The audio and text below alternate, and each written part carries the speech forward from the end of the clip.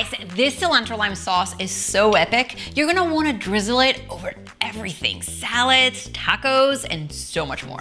Hi, I'm Laura Fuentes, and on my channel, I share all the kitchen skills moms just know, real life recipes, and the very best pancakes. Subscribe for more.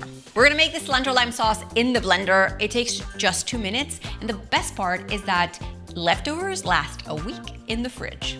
First, I'm gonna add my lime juice to my blender. Each lime is about 2 tablespoons of lime juice.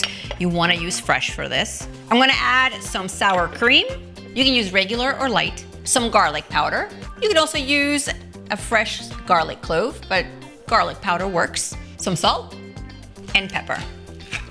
I've got a bunch of fresh cilantro here that I've already washed, and I'm going to chop it. You don't have to chop it super fine. I just give it a quick rough chop before adding it to the blender.